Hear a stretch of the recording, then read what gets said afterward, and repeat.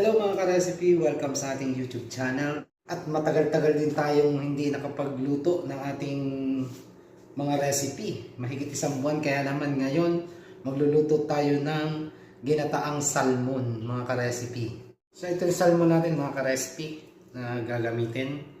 So ayan.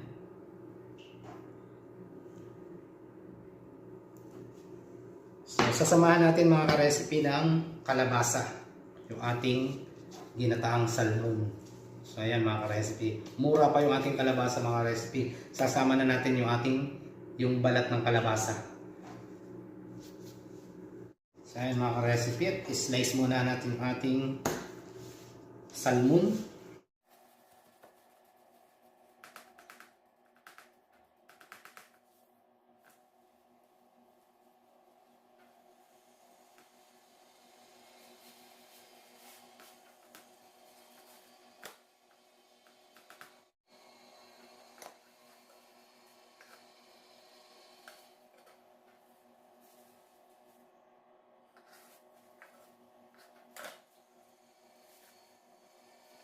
Slice na natin. So, gagamitin kong mga ka-recipe sa ginataan, dalawang slice lang. So, tatabi natin mga ka-recipe itong isang piraso. Hindi namin mauubos mga ka-recipe. So, ayan mga ka-recipe, palalasahan lang muna natin ng iodized salt itong ating salmon.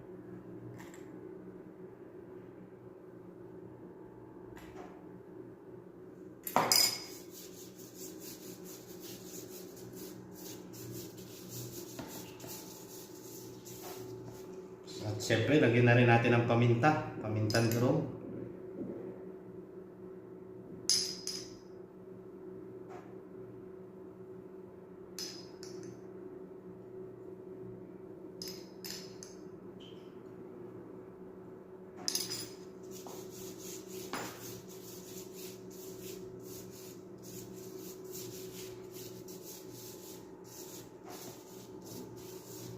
So ayan mga recipe, at i-rest muna natin ang mga 30 minutes mga ka-recipe habang ginagayat natin yung ating kalabasa.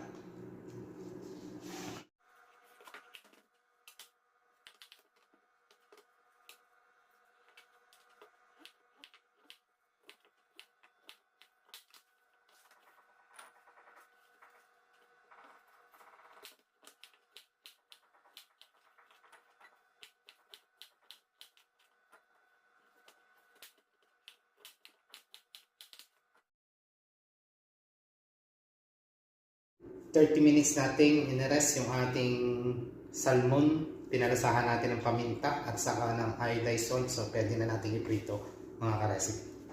At maglagay tayo ng mantika mga ka-recipe para sa pagpiprito ng ating salmon. At kapag mainit na mga recipe yung ating mantika, dahan-dahan natin ilagay yung ating salmon.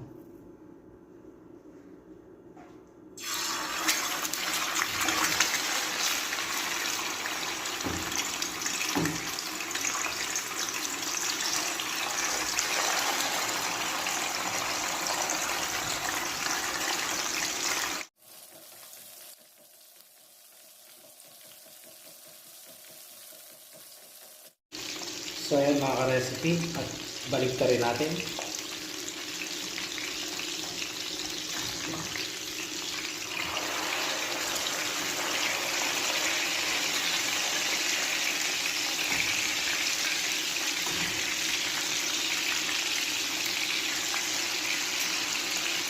So yung balat mga ka-recipe, okay lang yan para matoasted ka.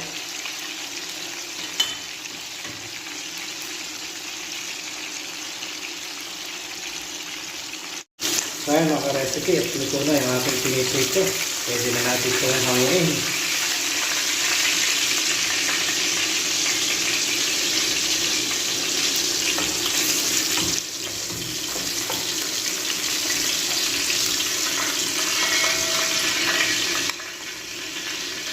So ayan mga ka-recipe. Dito sa ating pinagprituhan ng isda, dito na rin tayo maggigisa. Lagyan natin ng garlic.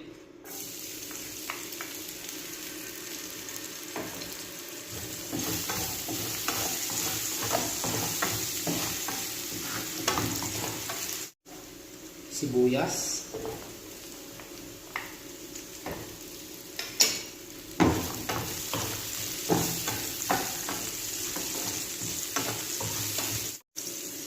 luya, yung ating ginger,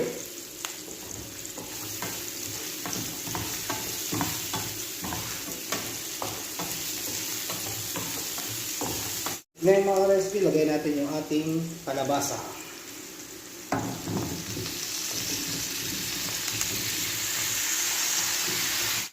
Maglalagay lang tayo ng patis.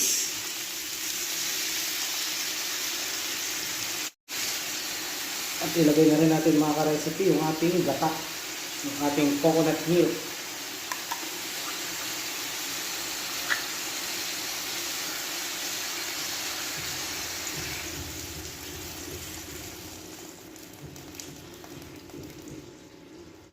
Kapag malambot na yung ating kalabasa mga ka-recipe, saka natin lalagay yung ating salmon, yung ating fish salmon mga ka-recipe. Haluin natin mga ka-recipe ang ating kalabasa. Antayin natin lumambot. So ayan mga ka-recipe, malambot na yung ating kalabasa. Maaari na natin ilagay yung ating isdang salmon.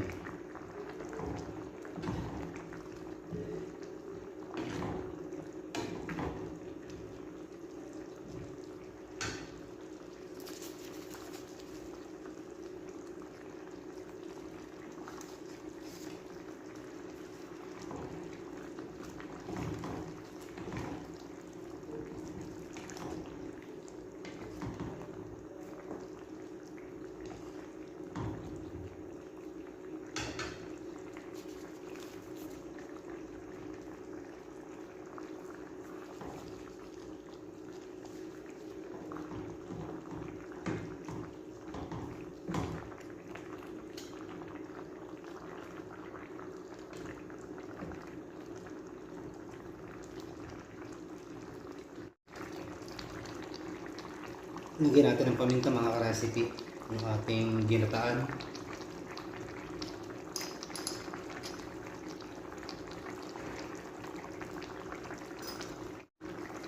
At lagyan na rin natin ng sili.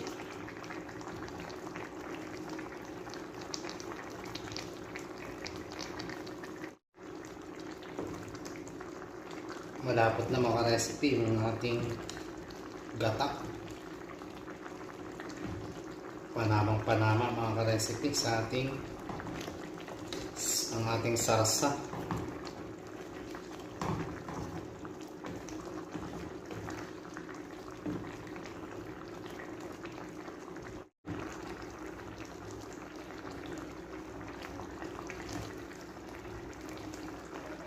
So ayan mga ka-recipe, after ng 4 minutes, pwede na nating hanguin yung ating ginataang salmon.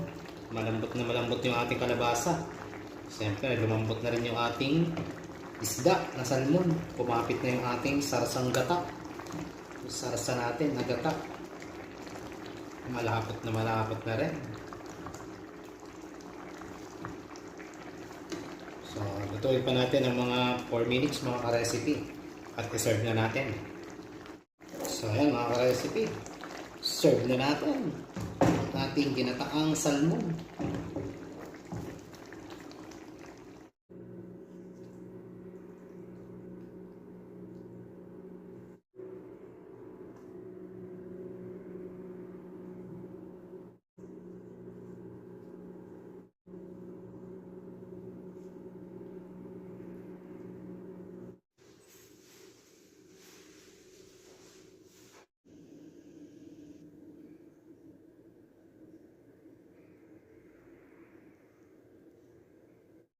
At syempre mga ka-recipe, kung nagustuhan nyo ating niluto for today, don't forget like and share at mag-subscribe at pindutin nyo na rin ang ating bell button mga ka-recipe para lagi kayo updated sa aking mga bagong in-upload na video.